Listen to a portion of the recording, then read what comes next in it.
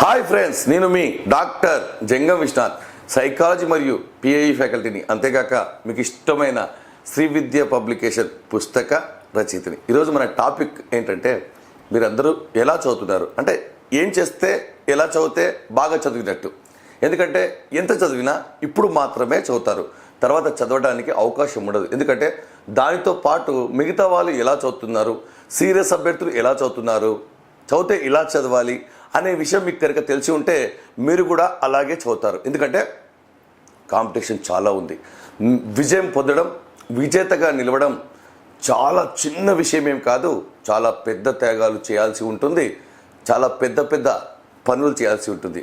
ఒక సామెత ఉంది, నువ్వు ఎంత కష్టపడ్డావో నాకు అస్సలు చెప్పకు, కానీ ఎంత పని పూర్తి చేశావు, ఏం సాధించబోతున్నావు, నీకు జాబ్ వస్తుందా లేదా అని మాత్రమే సమాజం అడుగుతుంది. కాబట్టి ఎందుకంటే ఇప్పుడున్న కాంపిటీషన్లో ఎలా చదివితే బాగా చదివినట్టు, ఏం చేస్తే బాగా చదువుతున్నట్టు అనేటువంటి అంశాలు మనం మాట్లాడుకోబోతున్నాం.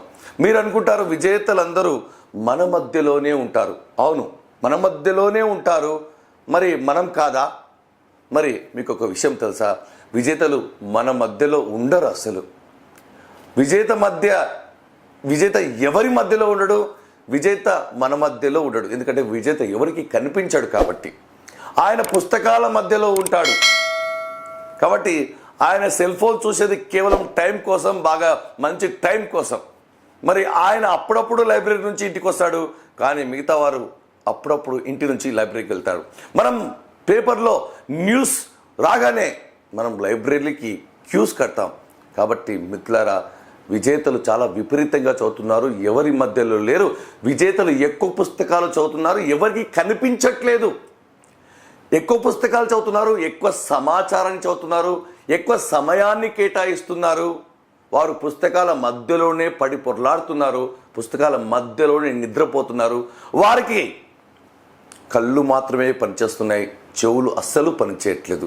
కానీ పరాజితులకు కళ్ళు, చెవులు, నోరు చాలా బాగా పనిచేస్తుంది. విజేత ఎప్పుడు కూడా ఎవరికి కనిపించట్లేదు.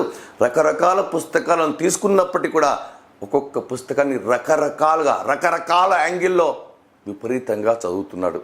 ఎవరికి కనిపించకుండా, ఎవరికి దొరకకుండా పాత బట్టలు వేసుకొని శుభ్రంగా తన పని మాత్రమే చేసుకుంటున్నాడు. అతడు ఆశావాది, ఆత్మవిశ్వాసంతో ఉన్నాడు. పోస్ట్ పోండ్ లాంటివి, పరీక్ష తేదీలు లాంటివి, పడుతుందా పడదా లాంటి వాటికి కూడా అసలు తావివ్వకుండా, ఎలాగో పరీక్ష జరిగినప్పుడు మరి నా పరిస్థితి ఏమిటి, నాకు కనుక రాకపోతే నా పరిస్థితి ఏమిటి, ఈసారి కాకపోతే ఇంకెప్పుడు, ఆల్రెడీ నా దగ్గర చేదు అనుభవం ఉంది కాబట్టి నేను ఎవరికి కనిపించను, విజయం వచ్చిన తర్వాతనే కనిపిస్తాను. కాబట్టి విజేత మీ మధ్యలో లేడు, విజేత మధ్యలో ఎవరూ కూడా లేరు. ఈ విషయాన్ని బాగా గమనించాలి. విజేత రకరకాలుగా చదువుతున్నాడు, ఒక పుస్తకాన్ని రకరకాల యాంగిల్లో చదువుతున్నాడు, ఎక్కువసార్లు రివిజన్ చేస్తున్నాడు, ఎక్కువ పరీక్షలు రాస్తున్నాడు, తన తప్పులు తెలుసుకుంటున్నాడు. మరి మనం ఏ స్థానంలో ఉన్నాం? కాబట్టి ఎంత చదివినా ఈ కొంత సమయమే, ఎంత చదివినా, ఎంత తెలివిని చూపించాలనుకున్నా ఇప్పుడు మాత్రమే మీ యొక్క తెలివిని చూపించండి. కాబట్టి మిత్రులారా, టైం వేస్ట్ చేస్తున్నారు.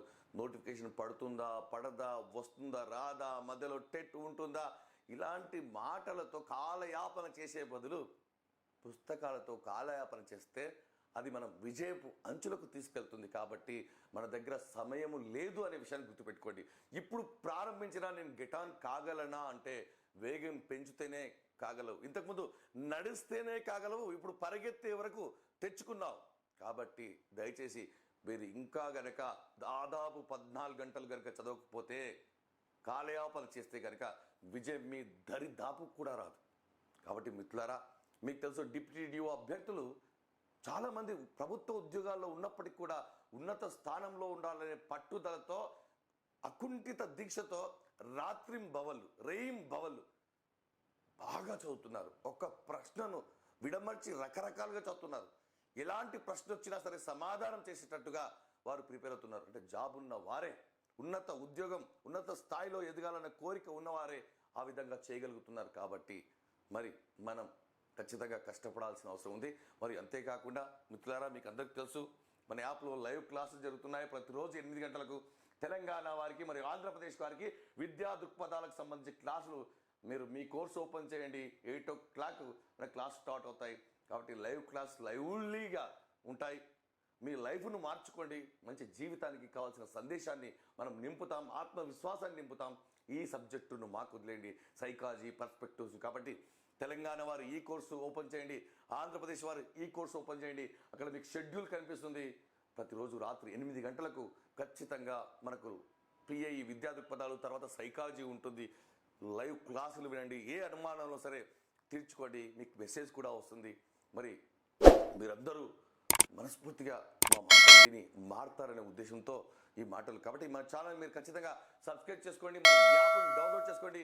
ఇంకా ఎవరైనా సైకాలజీ విద్యార్థులు తెలంగాణకు ఆంధ్రప్రదేశ్ సంబంధించి కనుక తీసుకోకపోతే వెంటనే తీసుకోండి, లైవ్లో జాయిన్ కండి. తర్వాత రికార్డెడ్ క్లాసులు కూడా ఉంటాయి. మీరు ఎప్పుడు కావాలంటే అప్పుడు వినవచ్చు. కానీ లైవ్కి వచ్చే ప్రయత్నం చేయండి, ఎందుకంటే లైఫ్ మారుతుంది. All the best.